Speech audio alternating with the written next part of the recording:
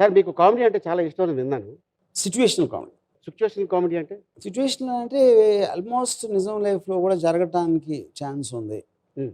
అంటే క్యారికేచరు, slab stick నచ్చదు నాకు. ఓకే. యాహ్! జనరల్‌గా మీరు బర్త్‌డేలు పెద్దగా చేసుకోరు కదా! హ్మ్. చెప్పుకోరు. కానీ ఈ ఈ మధ్యన ఎందుకు సార్ బర్త్‌డేలు బాగా పార్టీలు? ఈ మధ్యన యాక్చువల్‌గా ఎక్కువ అమ్మాయిలు ఇస్తున్నారు నాకు పార్టీలు. ఓహ్! నేను చేసుకోవట్లా. సో, అమ్మాయిల ఫాలోయింగ్ బా పెరిగింది. పెరిగిందో లేదో నాకు తెలీదు కానీ వాళ్ళు ఇస్తామంటే నేను అమ్మాయిని మీరే చెప్తారు. అది తెలీదు నాకు. యాహ్! ఇప్పుడు సపోజు ఎలక్షన్ పెడితే మీకు ఎన్ని ఓట్లు పడతాయి? నాకు పడవు. ఎందుకని? అంటే బుద్ధున్నోడు ఎవడో నాకు ఓటేయడు. దానికి కారణం ఏంటంటే ఆ! నేను టీవీలో అపియర్ అయినప్పటి నుంచే జనాలకి కేర్ చేయను. ఓకే. నా కోసం నేనే బతుకుతా. ఎవరిది పట్టించుకోను. అది ఎగ్జాక్ట్‌గా రాజకీయ నాయకులు చెప్పేదానికి ఆపోజిట్. ఆళ్ళేమంటారు, నేను త్యాగం చేసేస్తా. నీకోసమే నేను జీవించా. మీ దానికి నా ఊపిరంతా మీ మీదే అంటారు. దానికి ఆపోజిట్ చెప్పినప్పుడు ఎవడైనా బుద్ధున్నోడు ఓటేస్తాడా? అలా కాదు సార్. అంటే జనాల్లో ఈ మధ్యన మైండ్ సెట్ తెలియట్లే.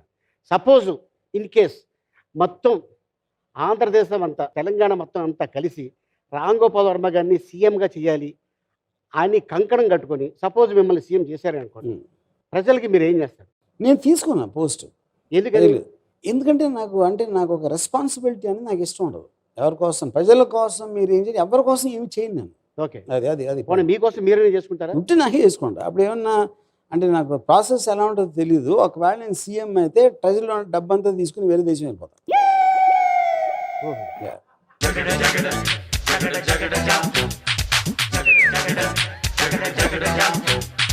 అంటే ఇప్పుడు మిమ్మల్ని వెతుక్కోవడానికి మేము లండనో దొరకను ఇంకా. అక్కడ కూడా దొరకరా? యాహ్!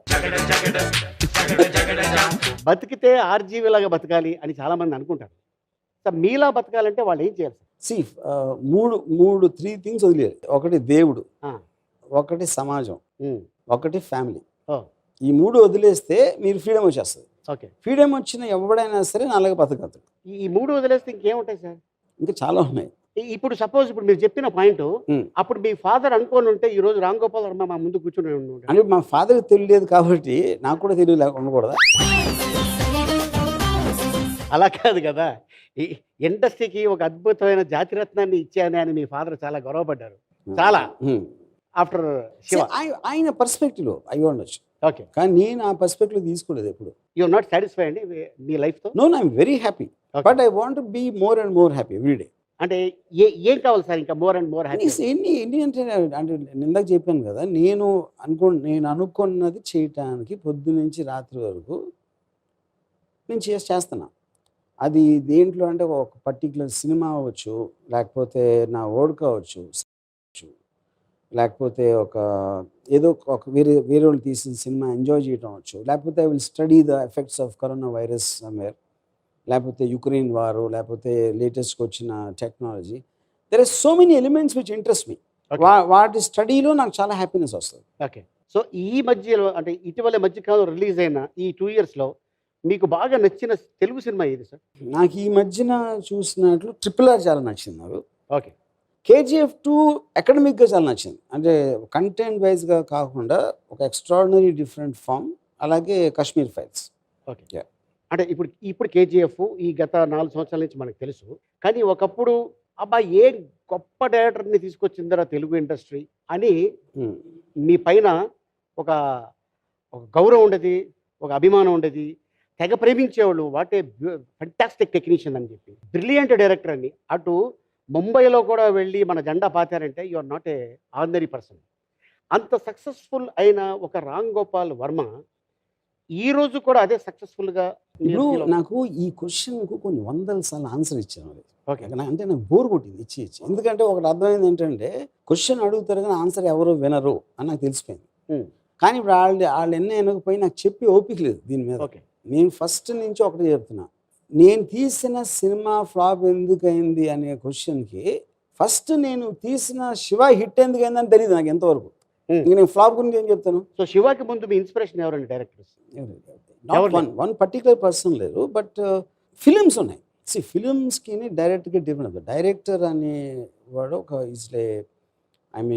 ఒక సినిమా for example 'Francis Ford Coppola' 'Godfather' one of the most talked about films world హిస్టరీలో ఇంతవరకు. చాలా మందికి తెలియదు ఏంటంటే ఫ్రాన్సిస్ కప్పోలా 45 సినిమాలు తీశాడు. దాంట్లో నాకు తెలిసినవి 3 ఉన్నాయి. నేను ఫాలో అయ్యేవాడిని నేను. ఓకే. అప్పుడు ఫ్రాన్సిస్ కప్పోలా మంచి డైరెక్టర్ కాదని నాకు తెలియదు. ఎందుకంటే God father is a very well directed film. ఇప్పుడు శివ తీసినోడు రామ్ గోపాల్ వర్మ, లేకపోతే ఐస్ క్రీమ్ తీసినోడు రామ్ గోపాల్ వర్మ ఎట్లా తెలుస్తుంది మీకు? శివ ఫ్లూకే ఉండొచ్చు, original Ram Gopal ice cream అవచ్చు. ఎలా తెలుస్తుంది అంట, నాకే తెలియదు. మీకు పక్కన పెట్టండి. ఓకే. అంటే ఇప్పుడు ఎంతోమంది నిజ జీవితాల్ని సినిమాలుగా తీసిన మీరు మీ జీవితాన్ని సినిమాగా తీసే ఆలోచన ఏమైనా ఉందా? లేదు. పోనీ ఎవరైనా తీస్తే మీరు సపోర్ట్ చేస్తారా? ఇప్పుడు ఇక్కడ పాయింట్ ఏంటంటే నేను ఒక కాన్ఫ్లిక్ట్ లేని పర్సన్. సినిమా అనేది ఎప్పుడు కూడా మీకు ఒక ఎమోషనల్ కాన్ఫ్లిక్ట్ అనేది ఒక కథలో ఒక ఇది వస్తుంది. నాకు ఎమోషన్ లేదు ఫస్ట్. ఇంకోటి నాకు కాన్ఫ్లిక్ట్ లేదు ఎవరితో. సో నేను అలా గాలికి అలా వెళ్తా గాలిలో వెళ్ళిపోతాను. మీ సినిమా ఏదన్నా ఒకటి వెనక్కి తిరిగి అడ్డుగిచ్చి లేకపోతే చిన్న డ్రామా అనేది నా లైఫ్లో ఉండదు. ఓకే.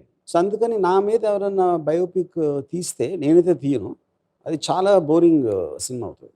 ఎందుకు వద్దనుకుంటున్నారు? ఇప్పుడు చెప్పాను కదా, కాన్ఫ్లిక్ట్ లేనప్పుడు మీకు డ్రామా ఉండదు, డ్రామా లేనప్పుడు ఫిల్మ్ హోల్డ్ చేయలేదు. ఓకే. ఎప్పుడైనా మీకు ఎప్పుడైనా అనిపించిందా దేవుడా నా కష్టాలు తీర్చు అని ఎప్పుడైనా వచ్చిందా? ఎందుకంటే మీరు ఒక పాయింట్ చెప్పాను, దేవుడిని నమ్మనని. అసలు జీవితంలో ఒక్కసారి ఫస్ట్ ఆఫ్ ఆల్ కష్టం అనేది నాకు ఎప్పుడు ఉండదు. ఒకటి. ఓకే. తర్వాత దేవుడు అనేది నమ్మను. సో అప్పుడు దేవుడా నా కష్టాలు తీర్చు అనే దానికి నాకు మీనింగ్ లేదు. ఓకే. సో అట్లాంటప్పుడు మరి దేవుడు అంటే ఇష్టం లేనప్పుడు గోవింద గోవింద అనే సినిమా ఎందుకు తీశారు? ఇప్పుడు ఒక మర్డర్ మీద సినిమా తీసి నేను మర్డర్ చేసినట్టు కాదు కదా. ఓకే. గ్యాంగ్స్టర్ మీద సినిమా తీసి నేను గ్యాంగ్స్టర్ కాదు కదా. ఓకే. దేవుణ్ణి నమ్మే ఒక క్యారెక్టర్ మీద తీసిన సినిమా. ఓకే. ఆ కథ చెప్పినప్పుడు ఆ కథలో పాత్రలు మనం కాదు. పెద్ద హీరోలతో సినిమాలు ఎందుకు చేయట్లేదు? పెద్ద హీరోతో నేను ఎప్పుడూ తీయలేదు సినిమా. ఫస్ట్ ఆఫ్ ఆల్ నేను ఇందాక సేమ్ ఆన్సర్ మళ్ళీ ఇవ్వాలి. నా ఇష్టం వచ్చిన వాడితో నా ఇష్టం వచ్చిన సినిమా తీస్తా. ఓకే. నాకు ఒక జానర్ వైజ్గా ఒక రియలిస్టిక్ జానర్లో తీస్తాను. శివ అంత పెద్ద హిట్ అయ్యాక నేను చిరంజీవి గారితోనూ బాలకృష్ణతో తీయలేదు కదా. రాత్రి అని సినిమా తీసాను, ఒక తమిళ యాక్టర్స్ని తీసుకొచ్చి. ఓకే. తర్వాత ఈ ఏంటది మన కౌన్ అంటే హిందీకి వెళ్తున్నాను, మనీ లాంటి సినిమాలు. నాకు కేవలం నేను పర్సనల్గా ఎక్సైట్ అయిన సినిమాలు తీస్తాను. నేను ఇప్పుడు ఒక పెద్ద కమర్షియల్ డైరెక్టర్ అయిపోవాలి, పెద్ద పెద్ద స్టార్లతోటి బడ్జెట్ సినిమాలు నా లైఫ్లో ఎప్పుడు చేయలేదు. ఓకే. సార్ సపోజ్ ఇప్పుడు ప్రపంచంలో ఒక 2 రోజులు సెల్ ఫోన్లు సిగ్నల్ లేకపోతే మీరు ఇలాగే ఉంటారా లేకపోతే చేంజ్ అయిపోతారా? ఇప్పుడు నేను నా ఫోన్లో నా మోస్ట్ ఆఫ్ ద వర్క్ నేను నా ఫోన్లో చేస్తాను యాక్చువల్గా. ఓకే. అంటే నేను కమ్యూనికేషన్ మొత్తం కూడా నేను ఓరల్గా మాట్లాడటానికి ఇష్టపడిన ఎక్కువ. ఓకే. ఎందుకంటే మీరు మెసేజ్లో పెట్టినప్పుడు ప్రిసైజ్గా ఉంటుంది, టు ద పాయింట్ ఉంటుంది, యూనో. సో నేను మాట్లాడుతున్నప్పుడు because I can multi task. So మీతో మాట్లాడుతున్నప్పుడు కూడా నేను ఏదో చేయొచ్చు, నా మైండ్ ఇంకో ట్రాక్లో వెళ్తూ ఉంటుంది. సో టెక్నాలజీ నాకు డివైజెస్ ఇచ్చినప్పుడు దాన్ని మ్యాక్సిమం యూజ్ చేసుకుంటాను. అంటే జనరల్గా అయిపోయింది అనుకోండి, ఏంటి పరిస్థితి? అయిపోతే అడాప్ట్ అవుతాం. ఇప్పుడు పాయింట్ ఏంటంటే ఒక 2 years బ్యాక్ కోవిడ్ వచ్చింది, ఏం చేసాం, అడాప్ట్ అయ్యాం కదా. అలాగే అది లేకపోతే అడాప్ట్ అవుతాం. ఓకే. సార్ ఇప్పుడు మీరు తీసిన మీ ఫ్యాక్టరీలో అవ్వచ్చు లేకపోతే మీ ఆధ్వర్యంలో అవ్వచ్చు, ఆ తీసిన సినిమాలన్నీ మీరే డైరెక్షన్ చేస్తారా లేకపోతే పక్కన అసిస్టెంట్లు పెట్టి? ఫస్ట్ ఆఫ్ ఆల్ డైరెక్షన్ అనే దాని meaning it is not like before. Direction అనేది టేకింగ్ ప్రిన్సిపల్ డెసిషన్స్.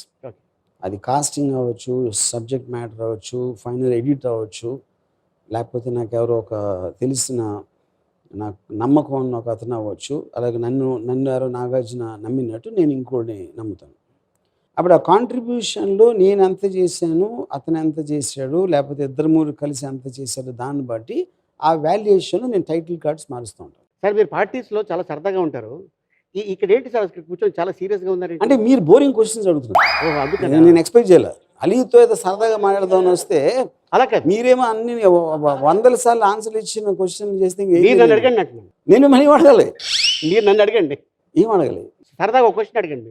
ఇప్పుడు అలీతో సరదాగా అనేది బై డెఫినేషన్ చాలా హ్యాపీగా అండ్ మంచి ఫీల్ గుడ్ ఉంటుంది. ఇది చూసేవాళ్ళకి కానీ మేబీ మీ దగ్గరకు వచ్చిన గెస్ట్లు వీళ్ళందరికీ.